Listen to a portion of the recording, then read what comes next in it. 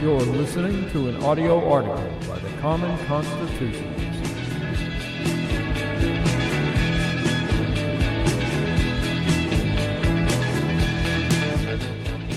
Today's article is entitled, Will the Texas Shooting Advance the Confiscation Narrative?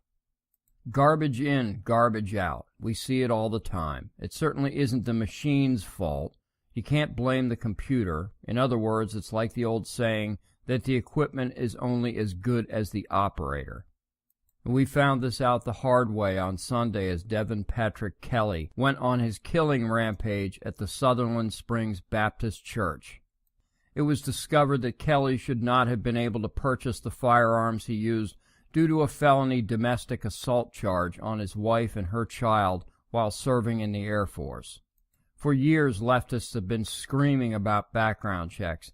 These heinous shootings could be prevented if only we had common sense background checks. However, until this last act, not a single background check of any kind would have prevented any of these mass shootings. But this one was different. As it turns out, a background check may have been able to prevent the Texas murders, or at least made it more difficult for the whack job Kelley to obtain his weapons. But as I stated, a background check, like a piece of equipment, is only as good as its operator. In this case, the operator was the United States Air Force, and the job was simply to add Kelley's felony conviction to the federal database, thus preventing him from legally buying guns.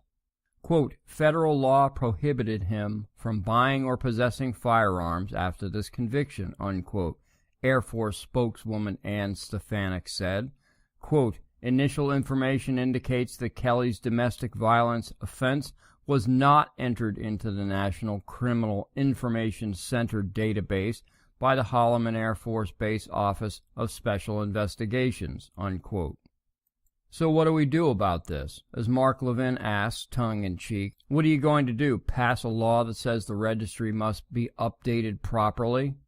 On the background check form, it asks whether the purchaser has ever been convicted of a felony.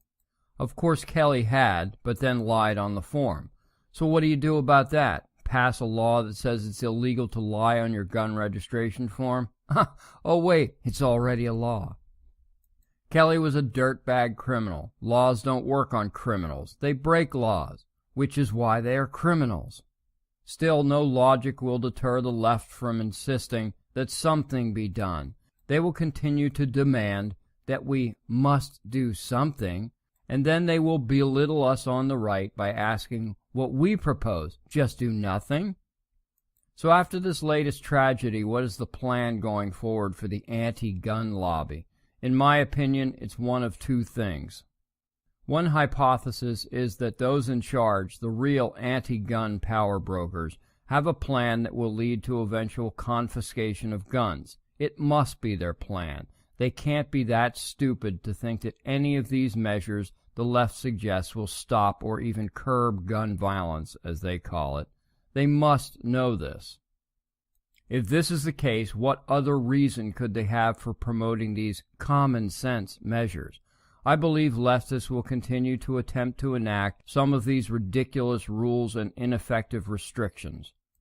When these are also proven ineffective, they will then attempt to convince the public to throw up their hands and say, okay, we have no other choice but for the government to save us and confiscate. The program will not be labeled confiscatory and will begin with a voluntary buyback type system. When that doesn't work, it'll become mandatory. And many would say that this is all just conspiratorial nonsense, and in the past I would agree. But is anything too far-fetched anymore? Look at what we know of Obamacare. The entire health insurance industry was deviously and purposely engineered to fail from the start in order to usher in single payer. Now we learn of the engineered takeover of an entire political party by the Clinton machine. That and far worse. But somehow it's nuts to think this of the gun grabbers. There is no line the left won't cross, and thus no conspiracy too far-fetched. Oh, and the other thing is that these leftists really just are this stupid. Thank you for listening.